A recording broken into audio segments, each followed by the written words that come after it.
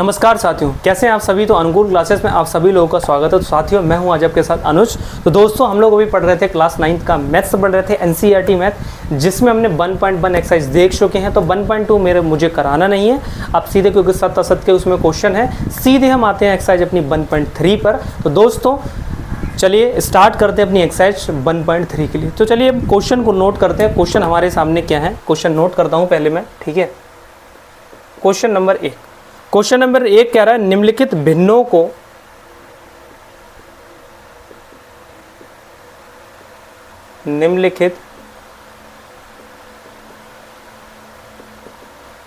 को दशमलव के रूप में लिखिए। दशमलव के रूप में लिखिए। बताइए कि प्रत्येक का दशमलव,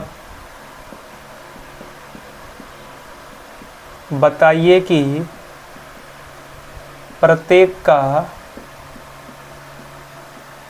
दशमलव किस प्रकार का है, किस प्रकार का है, ठीक है। क्वेश्चन हमारे पास 6 प्रश्न दे रखे हैं। कितने क्वेश्चन दे रखे हैं मेरे भाई? 6 क्वेश्चन दे रखे हैं। पहला क्वेश्चन जो है आपका, चलिए उनको नोट कर लेते हैं। पहले एक बार में क्वेश्चन नोट कर लेते हैं। इसको लिखते हैं 36/100, पहला क्वेश्चन। दूसरा क्वेश्चन आपका 1/11। तीसरा आपका प्रश्न जो है वह आपका 4 सही 1/8। और चौथा जो क्वेश्चन है वह आपका 3/13।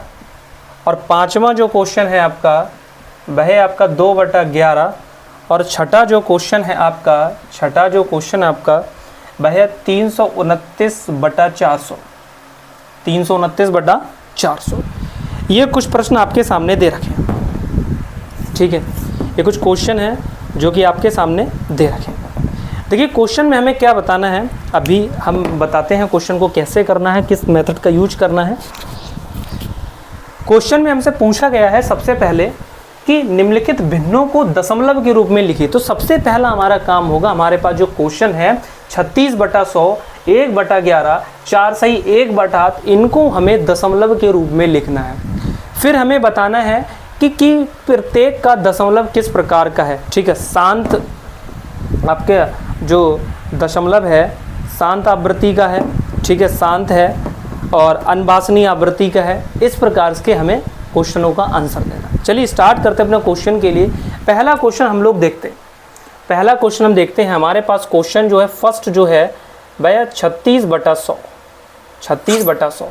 तो हमें इसको फ्रैक्शन फॉर्म में लिखना है। तो हमें सब 100 से 36 को क्या देना है, डिवाइड देना है। क्या देना है, डिवाइड देना। तो 0 बढ़ाएंगे इधर, तो 0 बढ़ाएंगे, पॉइंट हमने लगा लिया। तो 100 तियाँ होता है आपका 300, बचा आपका नीचे 60। फिर हमने 6 गुना कर लिया, पॉइंट तो हमारा बढ़ेगा, 0 बढ़ेगा ही बढ़ेगा। फिर 100 छक्का आपका होता है 600। तो आपका आंसर जो निकल कर आया वह निकल कर आया 0.36, ठीक है। आंसर कितना निकल के आया, 0.36।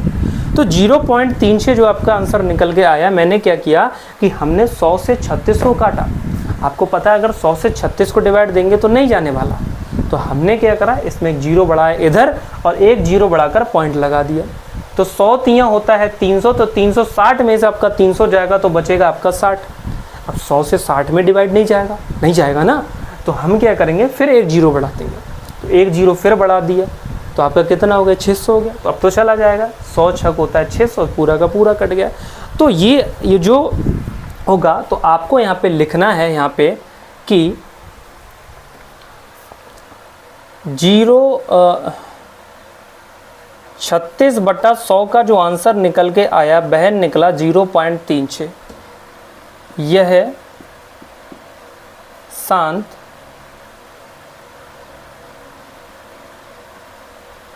दशमलव है। ये कौन सा दशमलव है, शांत दशमलव है, ठीक है। दूसरा क्वेश्चन हमारे सामने दे रखा है 1/11। कितना दे रखा है मेरे भाई, 1/11, ठीक है। तो 1/11 दे रखा है, तो आपको क्या करना है, 11 से डिवाइड देना है 1 के लिए। अगर हम 0 इधर बढ़ाते हैं तो 0 इधर बढ़ाना पड़ेगा, फिर हुआ 10, फिर नहीं जाएगा, फिर हमने पॉइंट लगाया, फिर एक जीरो हमने और बढ़ाया, एक जीरो इधर और बढ़ाया, फिर हो गया 100, इधर है 11, तो 11 निम होता है 99, तो अब बचा हमारे पास 1।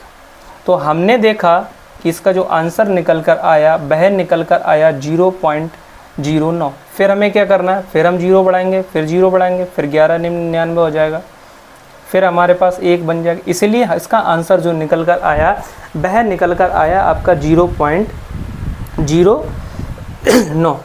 तो आप लिखेंगे 1/11 का जो आंसर निकला 0.09 के ऊपर बार, तो ये कौन सी अनबसानी आवृत्ति है। कौन सी आवृत्ति है? अनबसानी आवृत्ति है।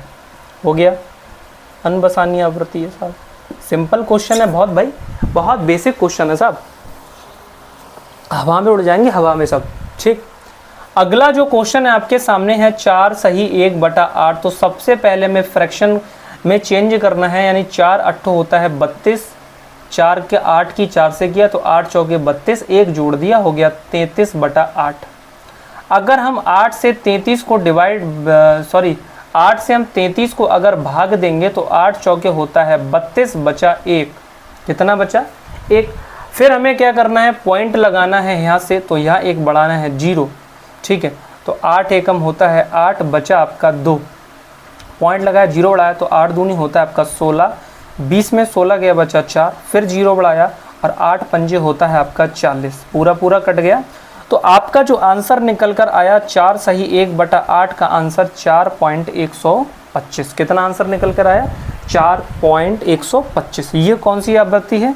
ये शांत आवृत्ति है। कौन सी आवृत्ति है? शांत आवृत्ति है। ठीक है साहब, कौन सी आवृत्ति मेरे भाई? शांत आवृत्ति है। ठीक, आगे देखते हैं। आगे जगह जो क्वेश्चन हमारे पास है 3/13। तो हमें क्या करना है, 13 से 3 को डिवाइड देना है, नहीं जाएगा तो 0 बढ़ाएंगे इधर, तो 0 बढ़ाएंगे इधर, पॉइंट लगाया हमने तो 13 दूनी होता है आपका 26, बचा 4, फिर 0 बढ़ाया और 13 तियाँ आपका होता है 39, बचा आपका 1 और फिर हमने 0 बढ़ाया। हमारा जो आंसर निकलेगा, अभी हमने यहाँ से लिख दिया कितना, 10।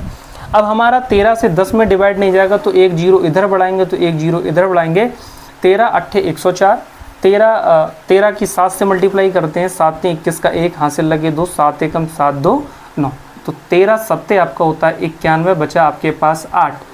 ठीक है, तो यहीं तक छोड़ देते हैं, तो इसका जो आंसर निकल कर आएगा 0.2307। कितना आएगा? 0.2307 के ऊपर बार। जब बार है इसके ऊपर तो आप लिखेंगे 3/13 का जो आंसर निकल कर आया 0.2307। ये अनबसानी आवृत्ति है। कौन सी आवृत्ति है? अनबसानी आवृत्ति है। समझ में आ रहा है कि कैसे हम क्वेश्चनों को सॉल्व कर रहे हैं, कैसे कर रहे हैं?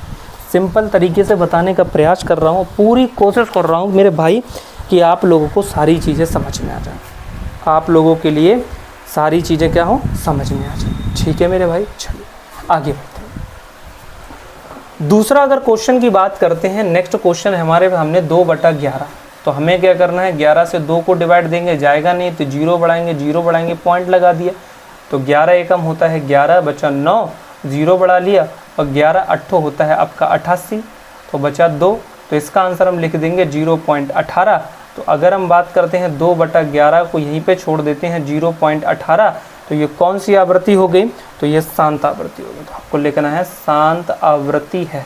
कौन सी आवृत्ति है? शांत आवृत्ति। और ये जो क्वेश्चन आपका रहेगा वह होमवर्क में रहेगा 329/400। ये क्वेश्चन आप लोग प्रैक्टिस करेंगे, इसको करके देखेंगे कि किस प्रकार हमें इस क्वेश्चन को मेरे भाई सॉल्व करना है। फटाफट यहाँ से स्क्रीनशॉट ले लीजिए, फिर हम आगे बढ़ रहे हैं। ठीक है,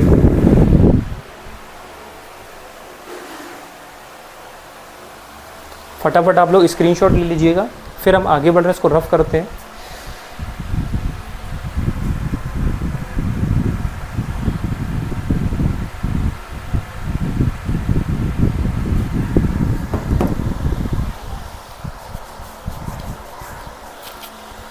उम्मीद करता हूँ सारे लोगों ने यहाँ तक उतार लिया होगा। चलिए हम आगे बढ़ते हैं, क्वेश्चन नंबर 2 देखते हैं।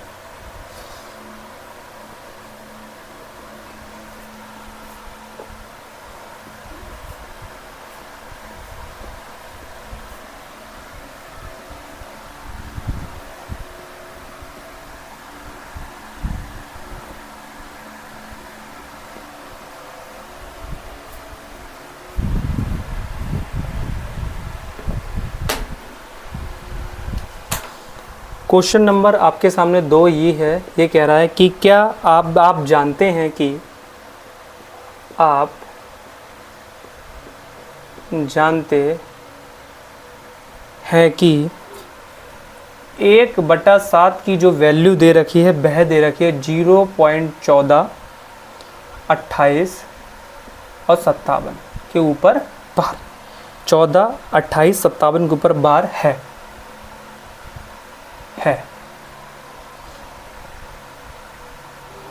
कह रहा वास्तव में लंबा भाग दिए बिना, वास्तव में लंबा भाग दिए बिना क्या बता सकते हैं, क्या आप बता सकते हैं कि 2/7 की 2/7, 3/7, 4/7, 5/7 और 6/7 के दशमलव प्रसार क्या हैं, के दशमलव प्रसार क्या हैं? यदि हाँ तो कैसे? यदि हाँ तो कैसे? ठीक है। क्वेश्चन में आपके सामने क्वेश्चन दे रखा है कि क्वेश्चन कह रहा है कि आप जानते हैं। हमें पता है, बिल्कुल हम जानते हैं साहब, क्यों नहीं जानते साहब? तो क्वेश्चन में कह रहा है कि आप जानते हैं कि 1/7 की जो वैल्यू है 0.14, 28, 57 के ऊपर वार दे रखा है। तो वास्तव में लंबा भाग दिए बिना क्या आप बता सकते हैं कि 2/7, 3/7, 4/7, 5/7, 6/7 इनकी दशमलव प्रसार क्या हैं? यदि हाँ तो कैसे? देखिए क्वेश्चन को हमें कैसे सॉल्व करना है, आप लोग ध्यान से देखिएगा। अगर हम बात करते हैं 1/7 की हमारे पास वैल्यू जो है बिल्कुल फिक्स है, ये है 0.14, 28 और 57 के ऊपर बार। ये हमें वैल्यू क्वेश्चन में ऑलरेडी दे रखी है। ठीक है साहब, हमें वैल्यू निकालना है 2/7 की। कितनी निकालना है? 2/7 की। तो अब हमें वैल्यू निकालना है 2/7 की, तो हम 2/7 की वैल्यू जो निकालेंगे, ठीक है, तो इसके तरीके से हम इसको लिख सकते हैं कि 2 गुणा 1/7। अगर हमें वैल्यू निकालना है 3/7 की, तो इसको लिख सकते हैं 3 गुणा 1/7। फिर हमें निकालना है 4/7 की, तो इसको लिख सकते हैं 4 गुणा 1/7। हमें निकालना है 5/7 की, तो हम लिख सकते हैं 5 गुणा 1/7। हमें निकालना है 6/7 की, तो 6/7 को लिख सकते हैं 6 गुणा 1/7। आप लोग कहेंगे ठीक है भाई, लिख लिया हमने। यानी अगर 2 की मल्टीप्लाई 1 से करेंगे तो आएगा 2, नीचे 7 का 7। 3 की गुणा 1 से किया, 3 एकम 3, नीचे 7 का 7। 4 की गुणा 1 से किया और 4 एकम 4, नीचे 7। 5 की गुणा 1 से किया, 5 एकम 5, नीचे आपका 7। 6 की गुणा 1 से किया, नीचे 7 का 7। तो अब हमें पता है कि 1/7 की वैल्यू तो क्वेश्चन में दे रखी है 0.14, 28, 57। हमें क्या करना है? 2 लिखना है, मल्टीप्लाई वैल्यू हमारे सामने 1/7 की जो वैल्यू है वह हमारे पास फिक्स वैल्यू है। क्वेश्चन में इन्होंने बता दिए कि इसकी वैल्यू अब क्या होगी। ठीक है, 1/7 की वैल्यू है 0.14, 28, 57 के ऊपर बार। फिर लिखेंगे 3 गुणा 0.14, 28 और 57 के ऊपर बार। फिर लिखेंगे 4 गुणा 0.14, 28, 57 के ऊपर बार। फिर लिखेंगे 5 गुणा 0.14, 28 और 57 के ऊपर बार। फिर लिखेंगे 6 गुणा 0.14, 28 और 57 के ऊपर बार। इस तरीके से हमने लिख लिया। ठीक है साहब, आप कहेंगे ठीक है साहब, बिल्कुल समझ में आ गया, बिल्कुल लिख लिया साहब। ठीक, फिर हमने लिख लिया। आगे देखते हैं आगे क्या करना। अब हमें सीधी सीधी बात है, जो हमारे पास क्वेश्चन है 0.142857 मल्टीप्लाई, तो हमें इसकी मल्टीप्लाई करना है। कैसे करेंगे देखिए, हमारे पास है 0.1428 और 57 की गुणा हमें करना है 2 से। 2 सत्ते 14, 14 का 4 हासिल लगा 1, 2 पंजे 10 और 11 का 1 हासिल लगा आपका 1, 2 अट्ठे 16 और 1 17 का 7 हासिल लगा 1, 2 दूनी 4 और 1 5, 2 चौके 8, 2 एकम 2, 0 का 0। तो पहले का जो आंसर निकल कर आया वह निकल कर आया 0.285714। कितना निकल के आया? 0.285714। ठीक है सर, अभी 2 से क्या? ठीक है।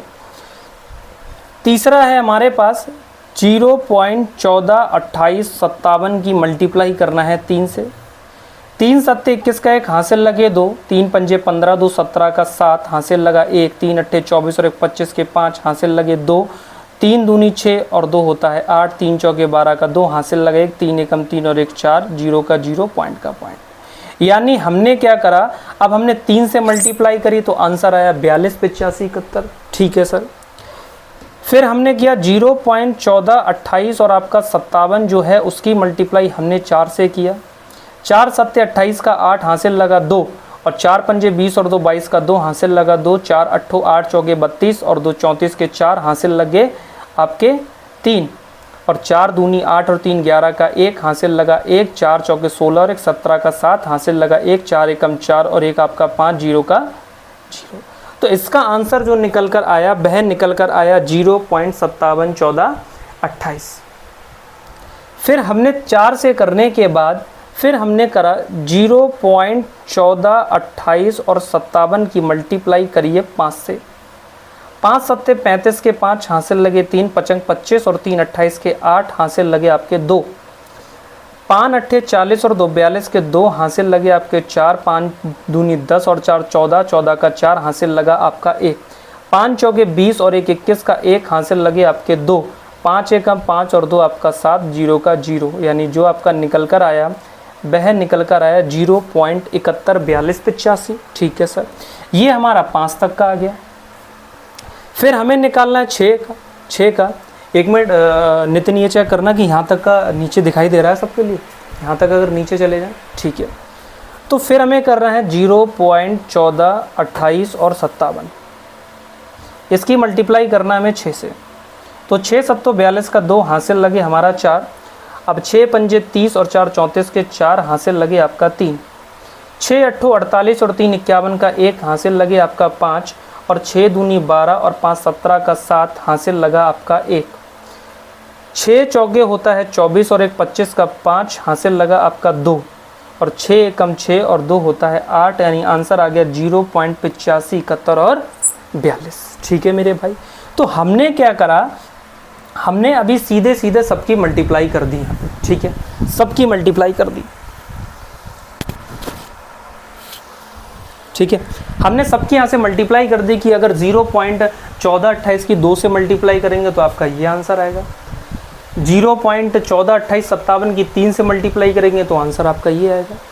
0.142857 की 4 से मल्टीप्लाई करेंगे तो आंसर ये आएगा। 0.142857 की 5 से मल्टीप्लाई करेंगे तो आंसर ये आएगा। 0.142857 की मल्टीप्लाई 6 से करेंगे तो आपका आंसर ये आएगा। चलिए अब सबके आंसर यहाँ पे रखते हैं।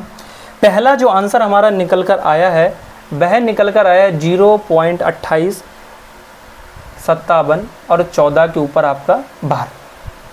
दूसरा आंसर जो निकल कर आया है 0.42 85 71 के ऊपर आपका 12। तीसरा जो आंसर निकल कर आया वह निकल कर आया 0.57 14 28 के ऊपर 12। अगला आंसर जो निकल कर आया वह निकल कर आया 0.71 42 और 85 के ऊपर आपका 12। और अगला आंसर जो निकल कर आया वह निकल कर आया 0.85 71 42 के ऊपर 12। तो इस प्रकार से हमने देखा क्वेश्चन को सॉल्व करने का तरीका हमारा ये है। क्वेश्चन में देखिए फिर हमसे पूछा था, एक बार फिर देखिए कि आप जानते हैं कि 1/7 का जो वैल्यू है वो है 0.142827 के ऊपर 12। तो कह रहे हैं आपको वास्तव में लंबा भाग दिए बिना कि आप बता सकते हैं कि 1/2/7 3/7 4/7 5/7 और आपका 6/7 इनके दशमलव प्रसार क्या है। तो हमने इन्होंने कहा हाँ तो कैसे, हमें पता था 1/7 का वैल्यू है मेरे भाई 0.142857 के ऊपर बार। हमने क्या करा, हमने वैल्यू को नोट किया 2/7, 3/7, 4/7, 5/7, 6/7। हमें पता है 2/7 को हम लिख सकते हैं 2 गुणा 1/7।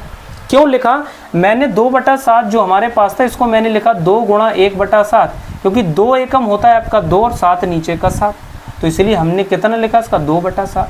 हमारे पास जो वैल्यू थी 3/7, तो हमने लिखा 3 गुणा 1/7, क्योंकि 3 एकम 3 और 7 का नीचे 7। हमने 1/7 इसीलिए लिखा क्योंकि क्वेश्चन में हमें इसकी वैल्यू फिक्स दे रखी है कि 1/7 की वैल्यू ये है 0.142857।